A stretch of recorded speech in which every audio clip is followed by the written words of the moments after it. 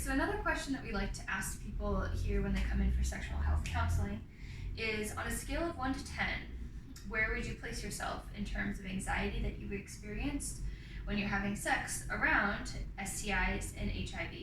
If somebody would say a 7, we ask the question, okay, so what would it take for you to move that 7 down to a 6, or maybe even a 5?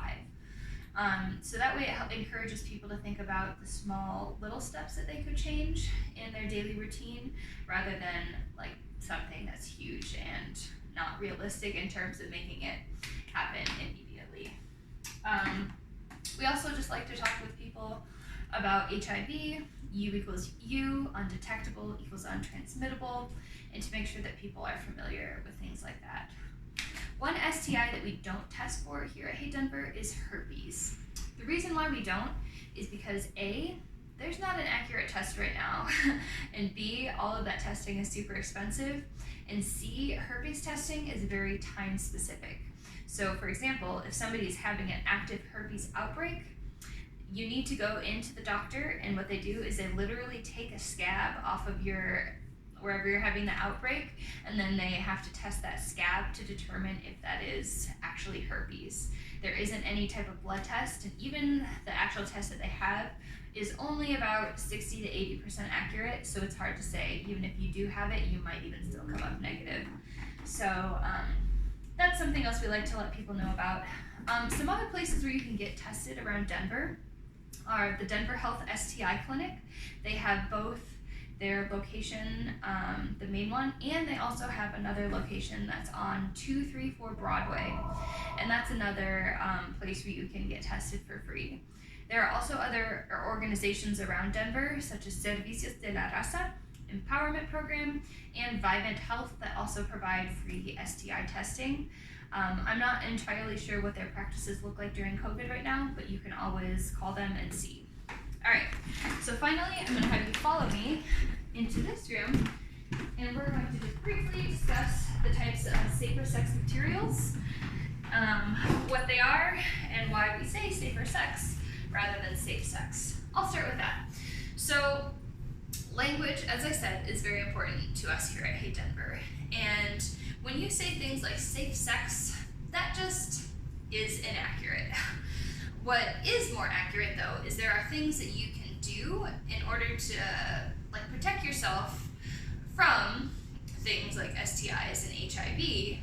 However, there's no 100% guarantee that for whatever reason you're not going to get contract an STI from people.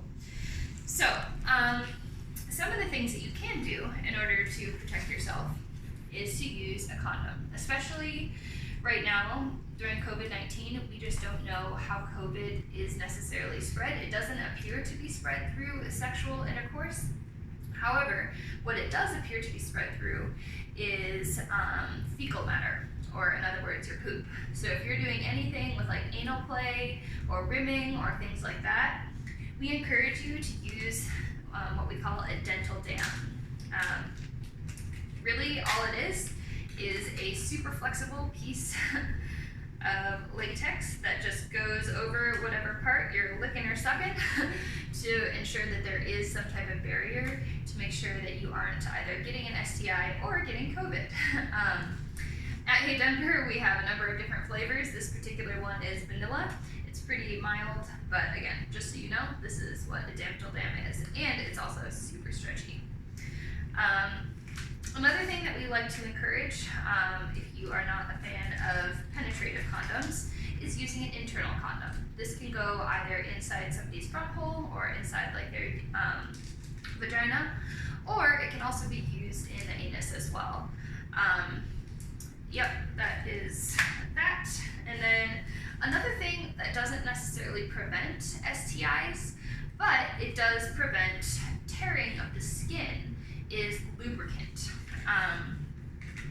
So that is why we talk about that as a way of practicing safer sex here at HeyDenver, because when you use lube, there is less friction, things slide easier, and therefore you don't have as much opportunity for your skin to tear.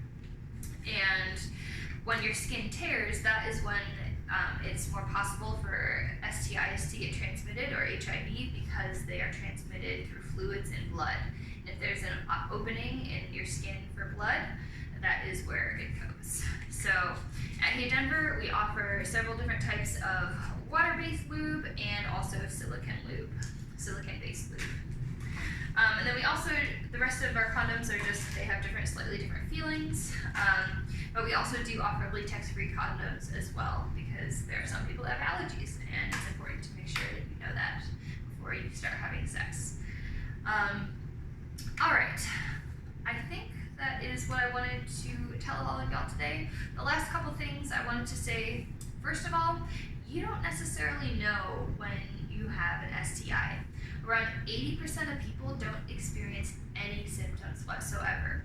And that is why it's important to get tested. So even if somebody says, oh yeah, I'm clean, or I've gotten tested, you don't really know, which is important for you to take care of your own body.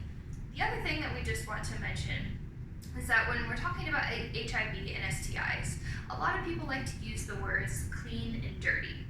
This is not only not scientifically accurate, it is also just very stigmatizing. So we encourage people to use words like I'm positive, I'm negative, I've checked my status, and other things like that in order to describe how their body is doing, not necessarily using the words clean or dirty.